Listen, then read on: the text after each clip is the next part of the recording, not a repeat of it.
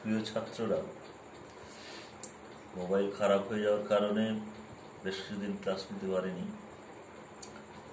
সারাবার পরও মোবাইল ভালো হলো না, আবার নতুন মোবাইল কিনে ক্লাস শুরু করলাম।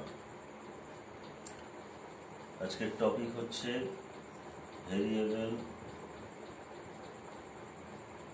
কোভ্যালেন্স, পরিবর্তনশীল সমযোজ্যতা। এটা জানতে গেলে আগে আমাদের প্রথমে জানতে হবে কোভ্যালেন্সিটা কি, সমযোজ্যতাটা কি। সমযোজ্যতা হচ্ছে covalency is the number of unpaired electron in the outermost shell.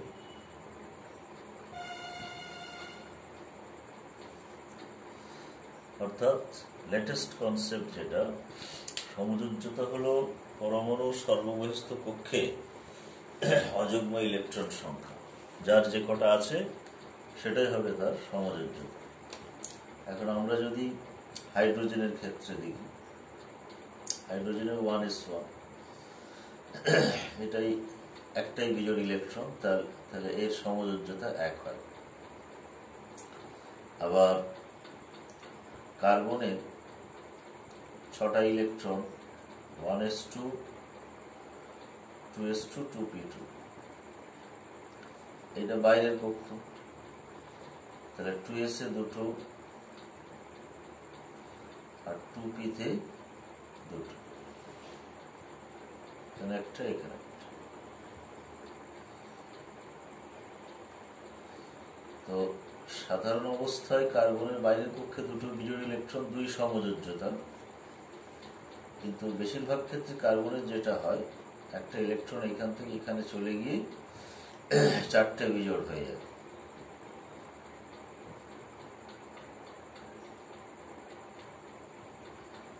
ফলে কার্বনের বেশিরভাগ যৌগে দেখা যাচ্ছে 4 যোজ্যতা। সমস্ত জৈব যৌগে 4 যোজ্যতা এবং অজৈব যৌগগুলোতেও 4 যোজ্যতা পাওয়া যায়।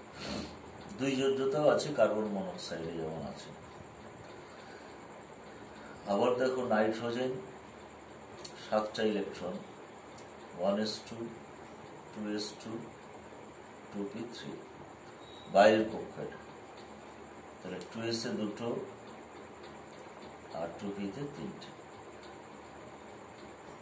তিনটে বিজোড় ইলেকট্রন, সেই জন্য 3 যোজ্যতা হয়, সমযোজ্যতা।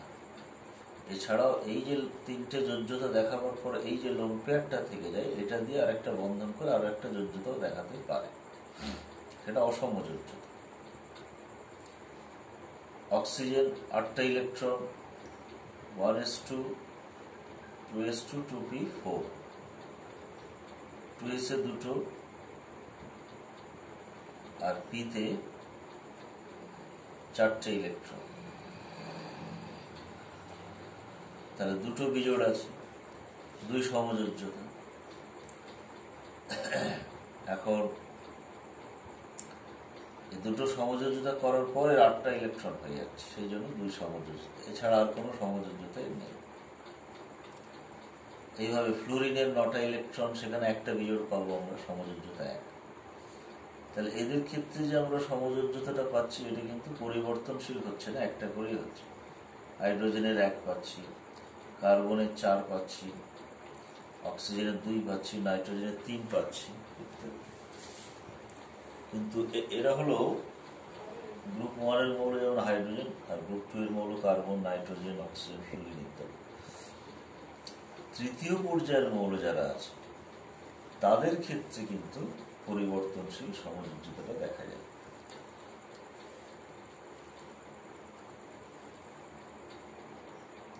Group period 3 elements,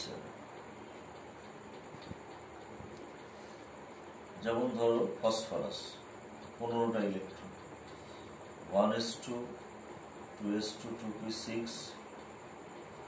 3s2, 3p3, এটা বাইরের কক্ষ, এবং যেহেতু এটা তৃতীয় কক্ষ, এর ডি অরবিটাল আছে, এখানে কোনো ইলেকট্রন এখন নেই। তাহলে 3s এ দুটো, 3p তে তিনটে, আর ডি তে কোনো ইলেকট্রন। তো স্বাভাবিক অবস্থায় এর তিনটে বিজোড় ইলেকট্রন, তিন যোজ্যতা একটা হয়। আবার ডি অরবিটাল একটা ইলেকট্রনকে ট্রান্সফার করে দিতে পারে যৌগ গঠন করার সময়, তখন 5টা বিজোড় হয়ে যাবে।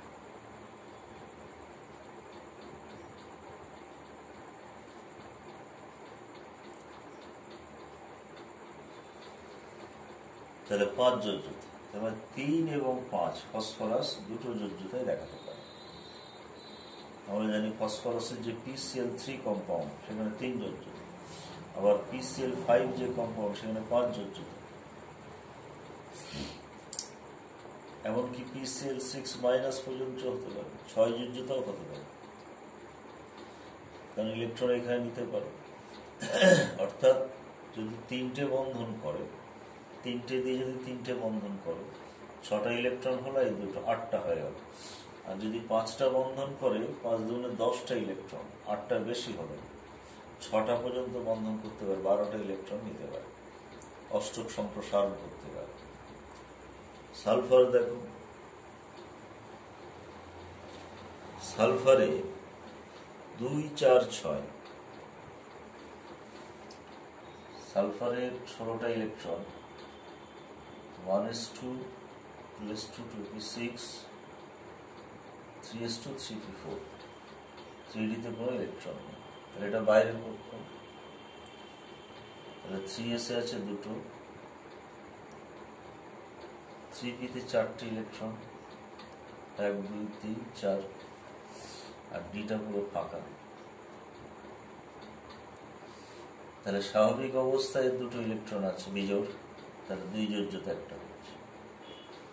যখন এখান থেকে একটা ইলেকট্রনকে এখানে ট্রান্সফার করবে, 4টে বিজোড়, 4 যোজ্যতা দেখাবে। আবার যখন এখান থেকে একটা এখানে ট্রান্সফার করবে, 6টা বিজোড়, 6 যোজ্যতা দেখাবে। তাহলে এদের ডি অরবিটাল থাকার কারণে এরা 2, 4, 6, সালফার 2, 4, 6 3টে যোজ্যতা দেখাতে পারছে, সমযোজ্যতা। এবং 2 যোজ্যতা দেখালে বাইরের কক্ষে 8টা ইলেকট্রন হয়, 4 যোজ্যতা হলে 4টে যোজ্যতা হলে 4 দুগুণে 8, আর এখানে 10টা ইলেকট্রন। 6টা যোজ্যতা হলে 6 দুগুণে 12টা ইলেকট্রন। আবার ক্লোরিনে 1, 3, 5, 7, 4টে যোজ্যতা। তাহলে ডি অরবিটাল থাকার কারণে এদের এই ভেরিয়েবল কোভ্যালেন্সি গুলো হচ্ছে। আচ্ছা, এরপর আমরা পড়ব exception to the octet rule, অষ্টক সূত্রে ব্যতিক্রম। আমরা আয়নীয় যোজ্যতার ক্ষেত্রে অষ্টক সূত্রে ব্যতিক্রম পেয়েছি, এবার সমযোজ্যতার ক্ষেত্রে অষ্টক সূত্রে ব্যতিক্রম। একটা হচ্ছে ইনকমপ্লিট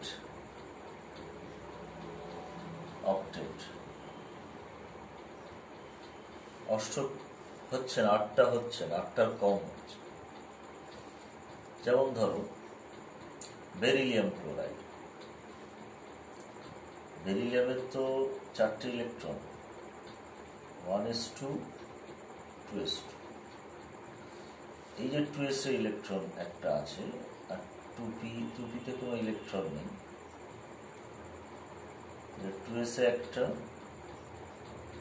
2s এ দুটো ইলেকট্রন, 2p-তে কোনো ইলেকট্রন নেই। কিন্তু যখন এখান থেকে একটা এখানে শিফট করিয়ে দেয়, তখন দুটো বিজোড় হয়ে যায়।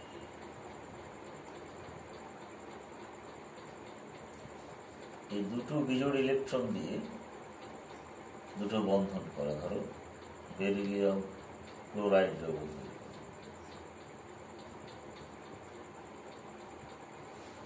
তো বাইরের কক্ষে দুটো ইলেকট্রনই ছিল, দ্বিতীয় কক্ষ যেটা, সেখানে দুটো ইলেকট্রন দিয়ে দুটো বন্ধন করলো। তাহলে এখন বেরিলিয়ামের বাইরের কক্ষে কটা ইলেকট্রন হলো? 4টে ইলেকট্রন, অষ্টক হয়নি। চারটে ঘাটতি এখন। আবার দেখো বোরনের 5টা ইলেকট্রন 1s2 2s2 2p1, তাহলে 2s এ 2টো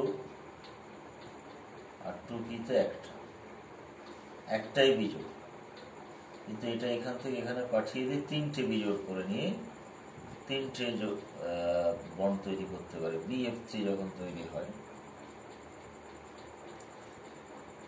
BF3 3টে বন্ধন হলো। এখন বোরনের বাইরের কক্ষে 6টা ইলেকট্রন, বাইরের কক্ষে 3টে ছিল, 3টে দিয়ে 3টে বন্ধন হলো 6টা হলো, তাহলে অষ্টক পূর্ণ হচ্ছে না। সুতরাং এগুলো অষ্টক সূত্রের ব্যতিক্রম এবং এক্ষেত্রে 8টার কম ইলেকট্রন থাকছে। আচ্ছা, এছাড়া 8টার বেশিও হতে পারে। দেখো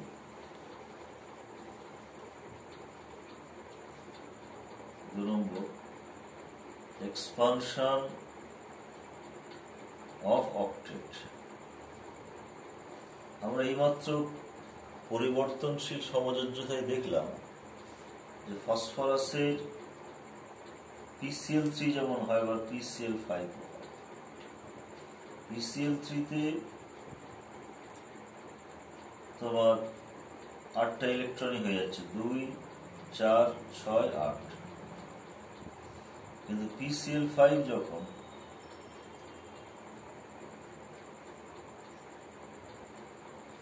2 4 6 8 10, 10টা ইলেকট্রন। তাহলে ফসফরাসের ক্ষেত্রে আমরা অষ্টক সূত্রে ব্যতিক্রম পাচ্ছি, বাইরের কক্ষে 10টা ইলেকট্রন। এছাড়াও সালফারের আছে SF6, বাইরের কক্ষে 12টা ইলেকট্রন। আয়োডিনের আছে IF7, বাইরের কক্ষে 14টা ইলেকট্রন। এগুলো সব এক্সপানশন অফ অক্টেট, অর্থাৎ অষ্টকের সম্প্রসারণ। এছাড়াও 3 নম্বর,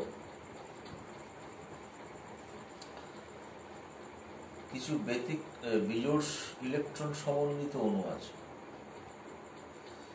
molecules with unpaired electron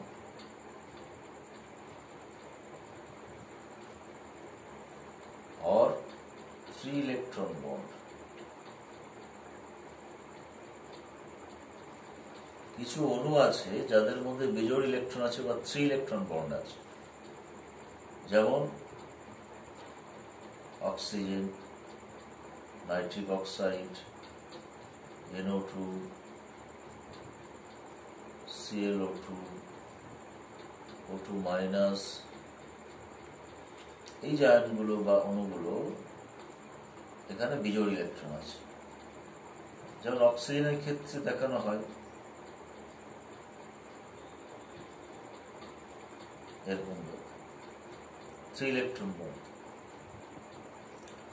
nitric oxide, NO2 ইত্যাদিও থাকে।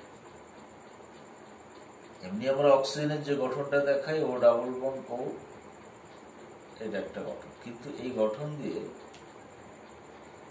অক্সিজেনের সব ধর্ম ব্যাখ্যা করা যায় না। যেমন অক্সিজেন পরাচুম্বকীয়, অক্সিজেনের বিজোড় ইলেকট্রন আছে, সেটা এখান থেকে ব্যাখ্যা করা যায় না, তখন এই ধরনের গঠনের প্রয়োজন হয়। তো যাই হোক, এই কটাকে চিনে রাখবে তাহলেই হবে। বেশিরভাগ সব জোড়বদ্ধ ইলেকট্রন, তো বিজোড় ইলেকট্রন কয়েকজনের আছে, চিনে রাখবে। এখন এই যে এছাড়াও এক্সেপশন 4 নম্বর, যেটা আমরা বলতে পারি যে inert compounds of inert gas, যেমন জেননের XCO3 যৌগ আছে, XCO4 যৌগ আছে, XCOF4 যৌগ আছে ইত্যাদি। তো নিষ্ক্রিয় গ্যাসকে টার্গেট করেই তো যৌগ তৈরি হয়েছিল। নিষ্ক্রিয় গ্যাসের ইলেকট্রন বিন্যাস খুব স্থায়ী, ফলে অন্যান্য মৌলের পরমাণুগুলো ওই বাইরের কক্ষে নিষ্ক্রিয় গ্যাসে ইলেকট্রন বিন্যাস অর্জন করতে চেয়ে যৌগ গঠন করেছিল, কিন্তু এখন নিষ্ক্রিয় গ্যাসেরাই যৌগ গঠন করে দিচ্ছে। শুধু তাই নয়, তাদেরও বাইরের কক্ষে অষ্টক সম্প্রসারণ। জেননের বাইরের কক্ষে 8টা ইলেকট্রন, 8টা ইলেকট্রনের মধ্যে 6টা ইলেকট্রন দিয়ে 3টে ডাবল বন্ড করেছে অক্সিজেনের সঙ্গে। তার মানে 6টা বন্ড, 6 দুগুণে 12টা অলরেডি হয়ে যাচ্ছে, এছাড়াও একটা নিঃসঙ্গ ইলেকট্রন জোড়া আছে, মোট 14টা ইলেকট্রন বাইরের পক্ষে। সুতরাং এগুলো হচ্ছে exception to the octet rule. এখন এই এক্সেপশনের ব্যাখ্যা দুজন বিজ্ঞানী এইভাবে দিয়েছেন, এক্সপ্লানেশন বাই সিজউইক।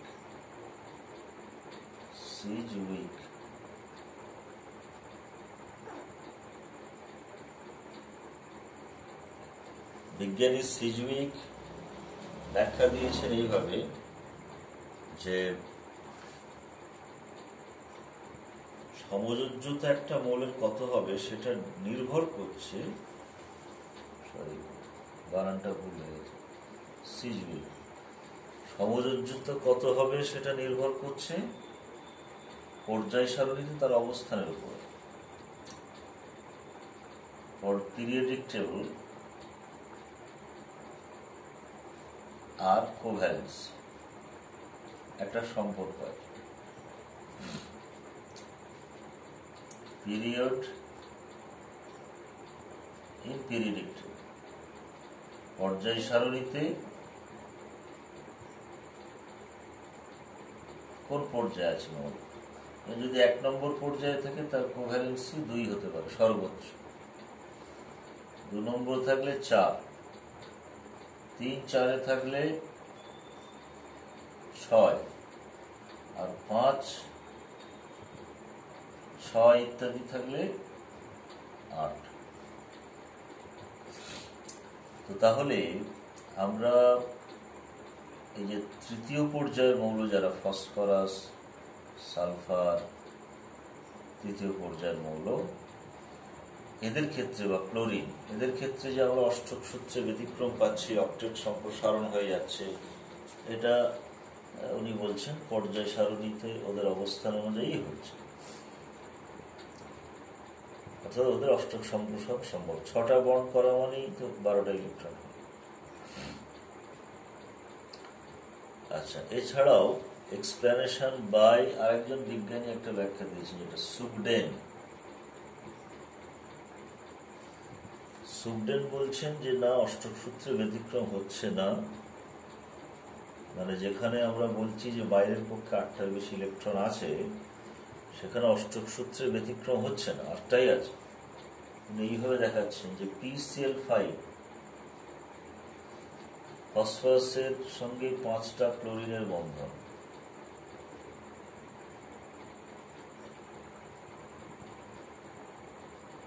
এরকম। তো এই 5টা ক্লোরিনের বন্ধন 5 দুগুণে 10টা ইলেকট্রন হওয়ার কথা। উনি বলছেন না, এর মধ্যে 2টো বন্ধন আছে 1টা ইলেকট্রন দিয়ে, ধরো এইটা আর এইটা, সিঙ্গেল ইলেকট্রন, আর এই বন্ধনগুলো সব 2টো ইলেকট্রন। তাহলে এখন ইলেকট্রন দেখো, 3 দুগুণে 6 আর 2 8টা হল। তাহলে ফসফরাসের আমরা যে বলছি অষ্টক সম্প্রসারণ ঘটেছে, তা হচ্ছে 8টাই আছে। আবার সালফারের SF6 যে যৌগ, SF6 যৌগ, সেখানে 6টা সালফার এইভাবে থাকছে, 6টা সালফার। তো তাহলে 6টা বন্ড মানে 6 দুগুণে 12টা ইলেকট্রন আমরা বলছি। উনি বলছেন না, 1টা, 2টো, 3টে, 4টে, এই 4টে বন্ধন হচ্ছে সিঙ্গেল ইলেকট্রন দিয়ে, আর এই 2টো বন্ধন 2টো করে ইলেকট্রন। তাহলে এখানে 4টে বন্ধনে 4টে ইলেকট্রন, আর এখানে 2টো বন্ধনে 4টে ইলেকট্রন, তাহলে 8টা ইলেকট্রন হয়। এর প্রমাণস্বরূপ আমরা একটা হয়তো দেখতে পাই যে PCl5 কে যখন তাপ দেওয়া হয় PCl3 আর Cl2 কে ভেঙে যায়। তার মানে এখানে এই যে 2টো বন্ধন একটা ইলেকট্রন দিয়ে হয়েছে, এই দুটো দুর্বল, তো সেই 2টো বন্ধন ভেঙে গিয়ে Cl2 হয়ে যায়, আর বাকি এই 3টে বন্ধন ফসফরাসের সঙ্গে থেকে যাচ্ছে PCl3। এখান থেকে কিছুটা এনার তত্ত্বের হয়তো সত্যতা পাওয়া গেল, কিন্তু এর ক্ষেত্রে তো এরকম হয় না। SF6 তাপ দিলে এই যদি মতটা ঠিক হতো, তাহলে এখানে SF2 হতো, এই 2টো বন্ধন থাকতো, আর বাকি 4টে ফ্লোরিন মিলে 2টো ফ্লোরিন অণু তৈরি করে ফেলত, কিন্তু তা হয় না এটা। তার মানে এই তত্ত্বটা খুব একটা কার্যকরী নয়। যাই হোক, উনি চেষ্টা করেছেন ব্যাখ্যা দেওয়ার, এবং তৎকালীন সময়ে এর একটা নিশ্চয় গুরুত্ব ছিল। তাহলে এটা গেল আমাদের সমযোজ্যতার বিষয়ে বিভিন্ন ব্যাখ্যা।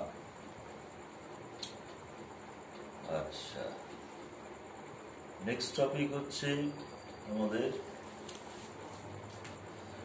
সমযোজী যৌগে, আয়নীয় যৌগে সমযোজ্যতার প্রকাশ। কোভ্যালেন্ট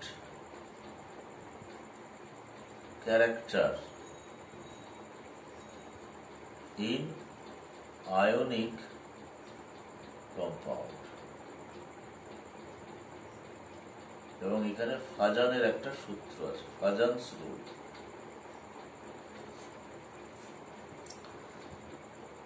আয়নীয় যৌগে সমযোজী চরিত্র। এর আগে আমরা আয়নীয় যৌগের ধর্ম, সমযোজী যৌগের ধর্ম পড়েছি। সেখানে আমরা দেখেছি দুটো প্রায় বিপরীত।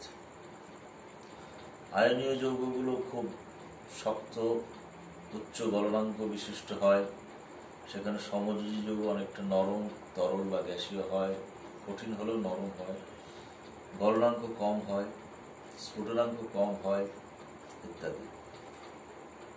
আয়নীয় যৌগগুলো জলে দ্রাব্য হয়, সমযোজী যৌগগুলো জলে অদ্রাব্য হয় সাধারণত। এরকম বিভিন্ন ধর্ম আমরা পড়েছি। এখন যদি কোনো আয়নীয় যৌগে সমযোজী চরিত্র আসে, তাহলে ধর্মের উপর তার প্রভাব পড়বে। অর্থাৎ আয়নীয় যৌগ কিন্তু দেখা যাবে তার গলনাঙ্ক কম হচ্ছে, আয়নীয় যৌগ কিন্তু দেখা যাবে সে জলে দ্রবীভূত হচ্ছে না ইত্যাদি। তো এখানে আমরা ফাজান সূত্র পড়ব। ফাজান বলেছেন কোন কোন ক্ষেত্রে আয়নীয় যৌগে সমযোজী চরিত্রটা আসে। তো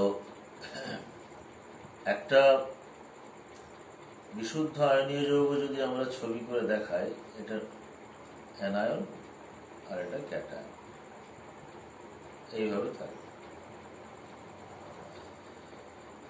সেখানে অ্যানায়নের যে ইলেকট্রন ক্লাউড বা ইলেকট্রনের থাকার যে কক্ষের যে পরিধি, ইলেকট্রন মেঘ যেটা, তার কোনো বিকৃতি ঘটে না।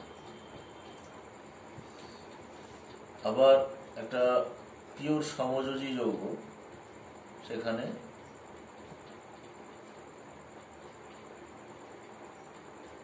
দুটো পরমাণুর মধ্যে যে বন্ড তৈরি হয় সেটা আমরা এইভাবে দেখাতে পারি।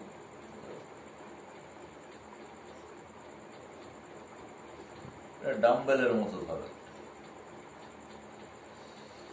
এই কমন অঞ্চলে ইলেকট্রন দুটো থাকে, যেটা দুটো নিউক্লিয়াসকে ধরে রাখে, এবং এর ইলেকট্রন ক্লাউড বা এর কক্ষ অরবিটাল এর অরবিটাল ওভারল্যাপ করে যায়, করে এখানে একটা কমন অঞ্চল তৈরি করে। এখানে কিন্তু দুজনে সেপারেট থাকে, কিন্তু যেটা হয় এখান থেকে কি হয়, ক্যাটায়নের যেহেতু আকার ছোট হয় আর অ্যানায়নের আকার বড় হয়, ক্যাটায়নের যে নিউক্লিয়াসের আকর্ষণটা তো শেষ বাইরের কক্ষে বেশি থাকে, তাহলে এই ক্যাটায়নের নিউক্লিয়াসটা অ্যানায়নের ইলেকট্রন মেঘকে কিছুটা আকর্ষণ করে।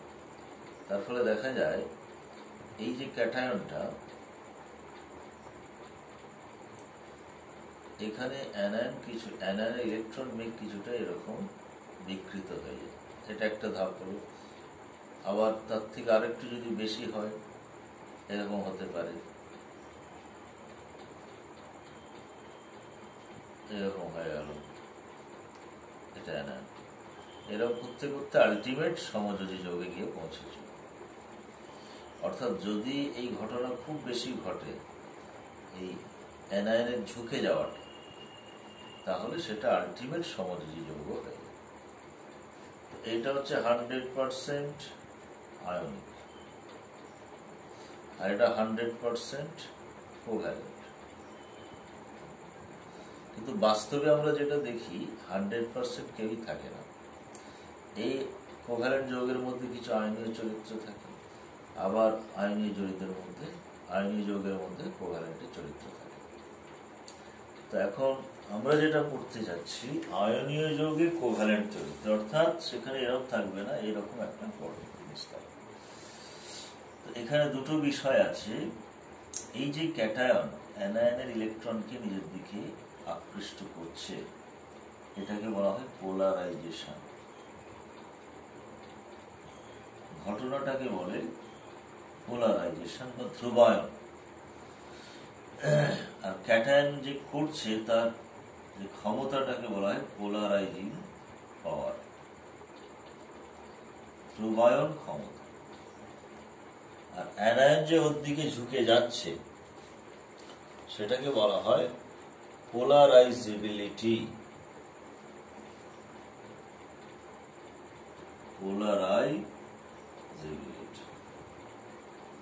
তাহলে এটা ক্যাটায়নের পাওয়ার আর এটা অ্যানায়নের। তিনটে বিষয় তার। তাহলে অ্যানায়ন যে ধ্রুবায়িত হয়ে যাচ্ছে ক্যাটায়নের দিকে, সেই ঘটনাটাকে পোলারাইজেশন বলা হয়। ক্যাটায়ন যে পোলারাইজ করছে সেই পাওয়ারটাকে পোলারাইজিং পাওয়ার, আর অ্যানায়ন যে ওদিকে ধ্রুবায়িত হচ্ছে তার ক্ষমতাটাকে পোলারাইজেবিলিটি বলা হয়। এখন এই যে পোলারাইজিং পাওয়ার যেটা, সেই পাওয়ারটাকে আমরা একটা টার্ম দিয়ে প্রকাশ করি।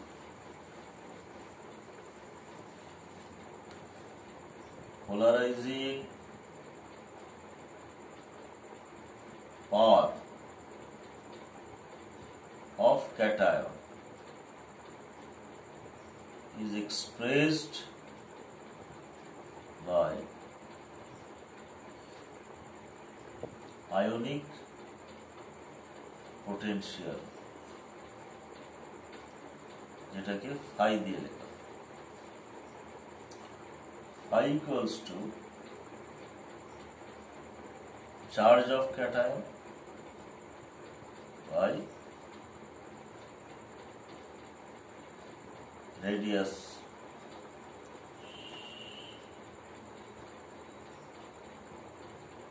of charge by radius. একটা ক্যাটায়নের চার্জকে তার রেডিয়াস দিয়ে যদি ভাগ করি আমরা, তাহলে ফাই পাবো। তো এই ফাই এর মান যদি বেশি হয়, greater the value of phi, higher is the polarizing power.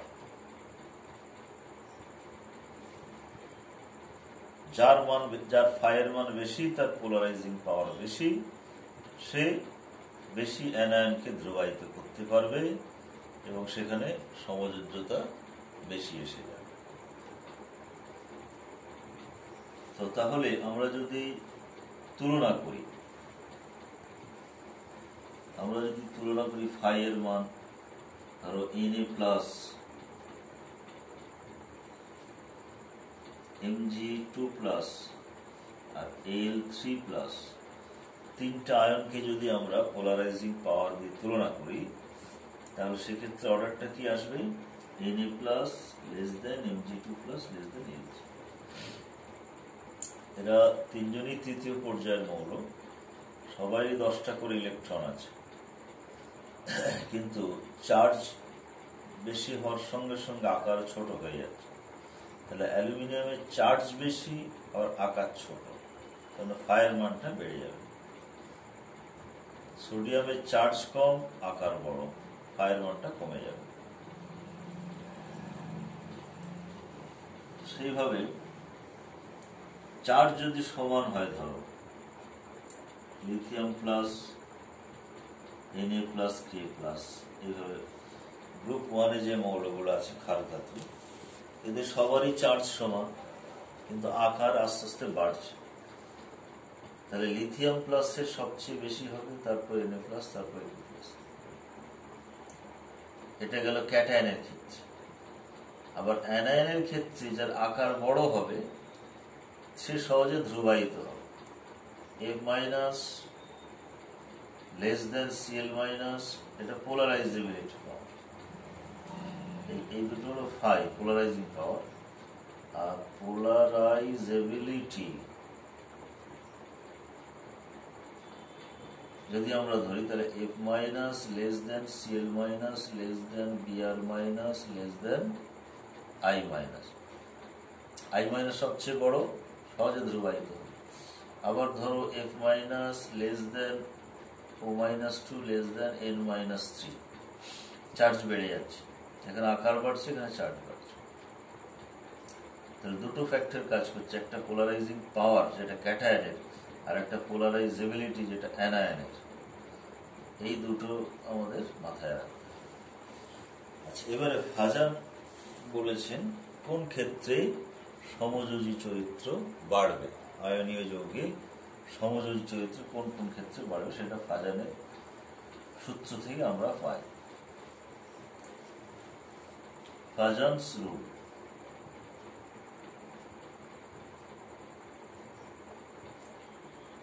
ফাজানস rule বলছেন যে কোভ্যালেন্সি in ionic compound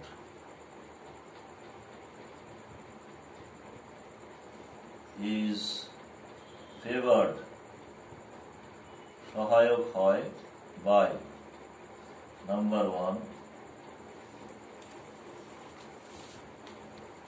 5টা কারণ উনি বলেছেন।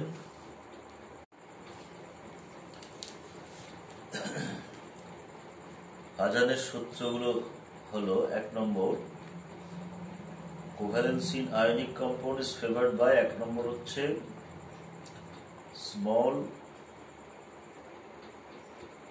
ক্যাটায়ন, 2 নম্বর লার্জ অ্যানায়ন, 3 নম্বর high charge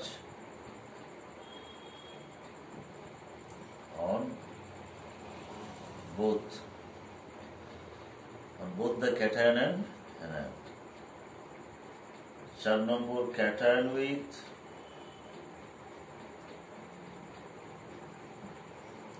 eighteen electrons in its outermost shell, বাইরের কক্ষে 18টা ইলেকট্রন বিশিষ্ট ক্যাটায়ন, আর medium with low dielectric constant. ফাজানের মতে বা ফাজান সূত্র অনুসারে আয়নীয় চরিত্রে সমযোজ্যতা বৃদ্ধি পাবে যদি এগুলো হয়, ক্যাটায়নটা যদি ছোট হয়, অ্যানায়নটা যদি বড় হয়, ক্যাটায়ন বা অ্যানায়নের চার্জ যদি বেশি হয়, ক্যাটায়নের বাইরে যদি 18টা ইলেকট্রন থাকে, আর যদি মাধ্যমের পরাবৈদ্যুতিক ধ্রুবকের মান কম হয়। এখন আমরা উদাহরণ দেখব। আগেই বলেছি সমযোজ্যতা আসা মানেই আয়নীয় যৌগের ধর্মের উপর তার প্রভাব পড়বে, অর্থাৎ আয়নীয় যৌগে দেখা যাবে সমযোজী যৌগের মতো ধর্ম আসছে। তার মধ্যে যেমন গলনাঙ্ক একটা বিশেষ ধর্ম। আয়নীয় যৌগের গলনাঙ্ক বেশি হয়, কিন্তু সমযোজী যৌগের কম হয়। তাহলে আয়নীয় যৌগে যদি সমযোজীতা আসতে শুরু করে, গলনাঙ্ক কমতে শুরু করে। উদাহরণ দেখো,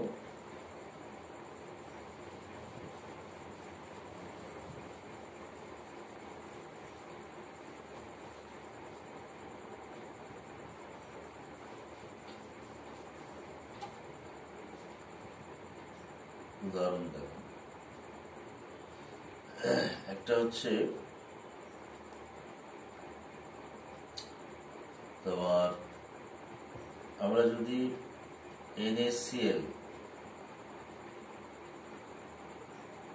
MgCl2 আর AlCl3 এদের মেল্টিং পয়েন্ট অর্ডার যদি করি, তাহলে NaCl greater than MgCl2 greater than AlCl3। কেন হলো? কারণ এখানে Na+ আছে, এখানে Mg2+, এখানে Al3+। পোলারাইজেশন পাওয়ার কার বেশি ছিল? Al3+। তাহলে AlCl3 যৌগের সমযোজী চরিত্র ফাজানের মধ্যে বেশি এসে Al3+ এর চার্জ বেশি ছিল এবং Al3+ এর আকার ছোট ছিল। সেই জন্য AlCl3 মধ্যে সমযোজী চরিত্র বেশি চলে আসবে, মেল্টিং পয়েন্ট কমে যাবে। আবার দেখো, যদি আমরা গ্রুপ 2-তে যারা আছে, beryllium chloride, magnesium chloride, calcium chloride, strontium chloride আর বেরিয়াম ক্লোরাইড, 5 জন আছে যারা। এদের ক্লোরাইডের যদি আমরা মেল্টিং পয়েন্ট অর্ডার নিই, তাহলে কি হবে? ক্লোরিন তো সবার কমন, কিন্তু বেরিলিয়াম থেকে বেরিয়ামে আকারটা বেড়ে যাচ্ছে, চার্জও সবার সমান, +2 করে আছে। এই আকার বেড়ে যাওয়ার দরুন তাদের পোলারাইজেশন পাওয়ার কমে যাবে। আর বেরিলিয়াম সবচেয়ে ছোট হওয়ার কারণে এর পোলারাইজেশন সবচেয়ে বেশি, তার ফলে এই বেরিলিয়াম ক্লোরাইড যৌগের সমযোজ্যতা সবচেয়ে বেশি। তাহলে মেল্টিং পয়েন্ট বেরিলিয়াম ক্লোরাইড সবচেয়ে কম, তারপরে ম্যাগনেসিয়াম ক্লোরাইড, তারপরে ক্যালসিয়াম ক্লোরাইড, স্ট্রনসিয়াম ক্লোরাইড, তারপরে বেরিয়াম। আবার দেখো, calcium fluoride, calcium chloride, calcium bromide, calcium iodide. ক্যালসিয়ামের 4টে হ্যালাইড। তো ক্যালসিয়ামটা কমন, এর চার্জ +2 সব ক্ষেত্রে আছে, কিন্তু হ্যালোজেনের আকারটা আস্তে আস্তে বাড়ছে। হ্যালোজেনের চার্জও সবার সমান, F-, Cl-, Br-, I-, কিন্তু আকারটা ধীরে ধীরে বেড়ে যাওয়ার ফলে ধ্রুবায়িত হওয়ার ক্ষমতা আয়োডিনের সবচেয়ে বেশি, তার ফলে Ca2-তে সমযোজ্যতা সবচেয়ে বেশি এবং তার গলনাঙ্ক সবচেয়ে কম।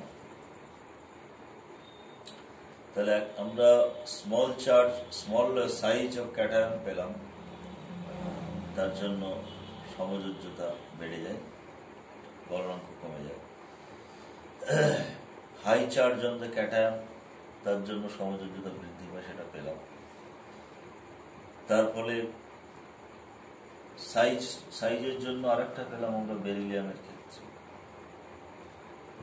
আবার অ্যানায়নের ক্ষেত্রে, সাইজের ক্ষেত্রে আমরা পেলাম এটা। এবার দেখো, NaCl আর CuCl আমরা যদি তুলনা, সোডিয়ামের Na+ যেটা, এর বাইরের কক্ষে 8টা ইলেকট্রন আছে, 2, 8। আর Cu+ যেটা 2, 8, 18। কপারের 29টা ইলেকট্রন, প্লাস হলে একটা কমে যায়, 28টা ইলেকট্রন। তার 28টা ইলেকট্রন এইভাবে থাকে, 2, 8, 18। আর Na+ থেকে 2, 8। তাহলে Na+ এর বাইরে 8টা, কপার প্লাসের বাইরে 18টা ইলেকট্রন। তাহলে Cu+ ক্যাটায়নটার বাইরে 18টা ইলেকট্রন। ফাজান বলছেন যে 18 ইলেকট্রন সমন্বিত ক্যাটায়নের পোলারাইজেশন পাওয়ার বেশি হয়, তার ফলে এখানে সমযোজ্যতা বেশি চলে আসবে, তার ফলে মেল্টিং পয়েন্ট কমে যাবে। আরেকটা লাস্ট পয়েন্ট ছিল মাধ্যমের পরাবৈদ্যুতিক ধ্রুবক। তো আমরা একটা উদাহরণ নিই, দেখো অ্যালুমিনিয়াম ক্লোরাইড জল সহ যদি ধরি, এক্স অণু জল, এটা হচ্ছে আয়নিক। আর শুধু অ্যালুমিনিয়াম ক্লোরাইড যদি হয় অনার্দ্র, এটা হচ্ছে কোভ্যালেন্ট। তো যদি পরাবৈদ্যুতিক ধ্রুবক বেশি, অর্থাৎ জল যখন থাকছে জলের পরাবৈদ্যুতিক ধ্রুবক বেশি, এদের কাজ হচ্ছে ক্যাটায়নের সঙ্গে অ্যানায়নের যে আকর্ষণটা আছে সেটাকে কমিয়ে দেওয়া, মাধ্যমের এটা কাজ। তো যে মাধ্যমের পরাবৈদ্যুতিক ধ্রুবকের মান বেশি, সেই ক্যাটায়নের সঙ্গে অ্যানায়নের বিচ্ছেদটা বেশি ঘটায়, আকর্ষণটা কমিয়ে দেয়, ফলে ক্যাটায়ন আর অ্যানায়নকে পোলারাইজ করতে পারে না। সেই জন্য সেখানে আয়নীয় চরিত্র থাকছে। আর যেখানে জল নেই, ফলে এখানে আর মাধ্যমটা ক্যাটায়নের আকর্ষণটা কমিয়ে দিতে পারছে না, ফলে ক্যাটায়ন এখন Cl- কে পোলারাইজ করতে পারছে, পোলারাইজ করে কোভ্যালেন্ট চরিত্রটা বাড়িয়ে দিচ্ছে। এইভাবে আমরা ফাজানের সূত্র বিভিন্ন ক্ষেত্রে ব্যাখ্যা করতে পারি। এছাড়াও আরো কিছু ধর্মে ফাজান সূত্রের প্রভাব আছে, যেমন দ্রাব্যতা।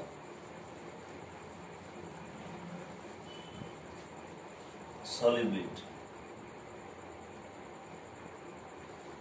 দেখো silver fluoride, silver chloride, silver bromide আর সিলভার আয়োডাইড, এই যৌগগুলো যদি আমরা ল্যাটিস শক্তি বিচার করি, ফ্লোরিন সবচেয়ে ছোট বলে AgF এর ল্যাটিস শক্তি সবচেয়ে বেশি, তাহলে এর দ্রাব্যতা, জলের দ্রাব্যতা সবচেয়ে কম হওয়ার কথা। ল্যাটিস শক্তি বেশি হলে দ্রাব্যতা কম হয়, আর AgI এর দ্রাব্যতা সবচেয়ে বেশি হওয়ার কথা, কিন্তু উল্টো হয়ে যায়।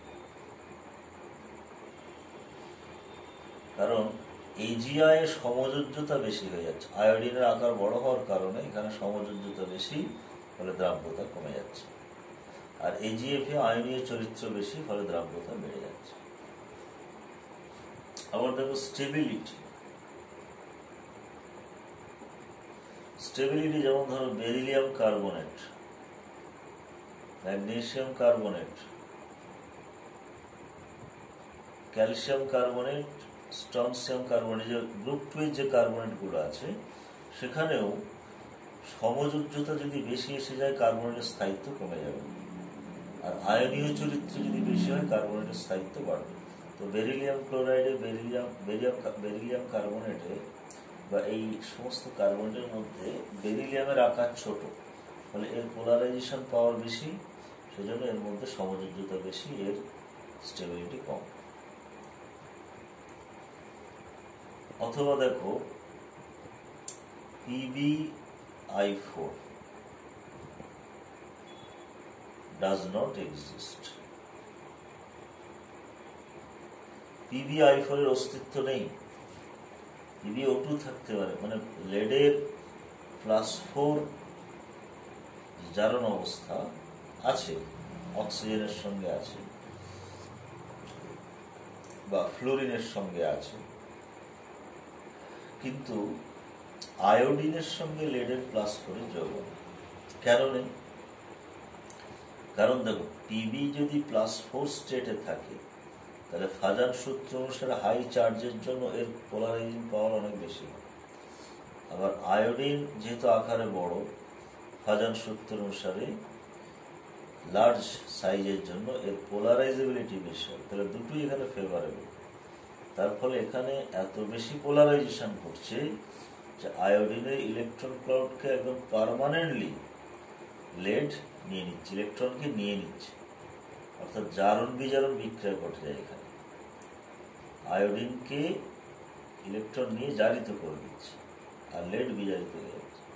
সুতরাং PbI4 যৌগ অ্যাকচুয়ালি ভেঙে গিয়ে PbI2 + I2, তাই এখানে যৌগের অস্তিত্বহীনতা হলো ফাজান সূত্র দিয়ে ব্যাখ্যা করা যাচ্ছে। এইভাবে হ্যালোজেনের যে কালারগুলো আমরা ব্যাখ্যা করতে পারি ইত্যাদি। সিলভার হ্যালাইডের কালার, এজিসের সাদা কিন্তু এজিআই হলুদ ইত্যাদি। তো তাহলে ফাজাল সূত্র এর উদাহরণ দিয়ে ব্যাখ্যাগুলো তোমাদের করতে হবে বা অর্ডার করতে হবে। সূত্রটা বর্ণনা করে এরকম আসবে না, মানে ধর্ম দিয়ে তোমাদের ব্যাখ্যা করতে হবে বা অর্ডারগুলো করতে হবে। এই পর্যন্ত থাক। আচ্ছা, থ্যাংক ইউ।